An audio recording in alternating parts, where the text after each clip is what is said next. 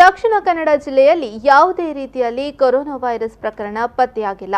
ಈಗಾಗಲೇ ಮುಂಜಾಗ್ರತಾ ಕ್ರಮ ವಹಿಸಲಾಗಿದೆ ಎಂದು ದಕ್ಷಿಣ ಕನ್ನಡ ಜಿಲ್ಲಾಧಿಕಾರಿ ಸಿಂಧು ಬಿ ರೂಪೇಶ್ ಹೇಳಿದರು.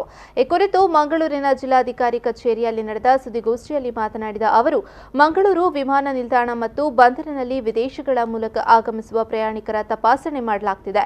ಪ್ರತಿದಿನ ಸರಾಸರಿ 500ರಿಂದ 600ಕ್ಕೂ ಅಧಿಕ ಮಂದಿಗಳ ತಪಾಸಣೆಯನ್ನ ಮಾಡಲಾಗುತ್ತಿದೆ.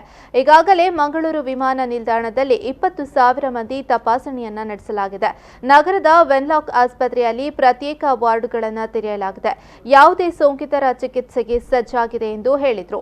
ಬುಧವಾರ ನಡೆಯುವ ದ್ವಿತೀಯ ಪಿಯುಸಿ ಪರೀಕ್ಷೆಗೆ ಜಿಲ್ಲಾಡಳಿತ ಸಕಲ ಸಿದ್ಧತೆಯನ್ನ ನಡೆಸಲಾಗಿದೆ ಎಂದು ಹೇಳಿದರು. ಹಾಸ್ಪಿಟಲ್ ಅಲ್ಲಿ ಬೇಕಾಗಿರುವಂತ ಮಾಸ್ಕ್ ಇದು ಎಲ್ಲ ಸ್ಟಾಕ್ ಇತ್ತು, ಬಟ್ ನೀವು ಹೇಳ್ತಿರೋ ತರ ಕನ್ಸೈನ್ಮೆಂಟ್ ಹೋಗಿದೆ ಅನ್ನೋ ಗಮನಕ್ಕೆ ಬಂದಿಲ್ಲ. ಆ ವಿಷಯದ ಡ್ಯೂ ಟು ದ ಡಿಮಾಂಡ್, ಅಲ್ಲಿ ಡಿಮಾಂಡ್ ಇರೋ ಕಾರಣ ಪ್ರೊಡಕ್ಷನ್ ಕಡಿಮೆ ಇರೋ ಕಾರಣ ಇಲ್ಲಿಂದ ಬೇರೆ ಬೇರೆ ರಿಸ್ಟ್ರಿಕ್ಷನ್ಸ್ ಕಂಟೆನ್ಸಿಂದ ಬೇರೆ ಕಳಿಸ್ಬಿಟ್ಟು ಅಂದರೆ ಡಿಮಾಂಡ್ ಜಾಸ್ತಿ ಆಗಿ ಸಪ್ಲೈ ಮಾಡಿ that we'll check up and we'll make sure that enough number of men local ಎಲ್ಲ it's a state of readiness. ಜನ ಎಲ್ಲರೂ ಪ್ರಿಕಾಷನ್ಸ್ ತಗೊಳ್ಬೇಕಾಗಿದೆ.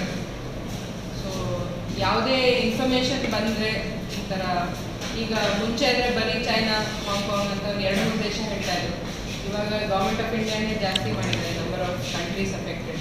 ಸೊ ಯಾವುದೇ ಟ್ರಾವೆಲ್ ಹಿಸ್ಟ್ರಿ ಇದ್ದರೆ ಏನೇ ಇದ್ದರೂ ಇಮಿಡಿಯೇಟ್ ಆಗಿ ಡಿಸ್ಟ್ರಿಕ್ಟ್ ಅಡ್ಮಿನಿಸ್ಟ್ರೇಷನ್ ಹೆಲ್ತ್ ಆಫೀಸ್ಗೆ ಇನ್ಫಾರ್ಮೇಷನ್ ಕೊಡಬೇಕು ಅಂತ. ಯಾವುದೇ ಚೈನಾ ಹಾಂಗ್ಕಾಂಗ್ ಈಗ ಮತ್ತೆ ಯಾವುದಿದೆ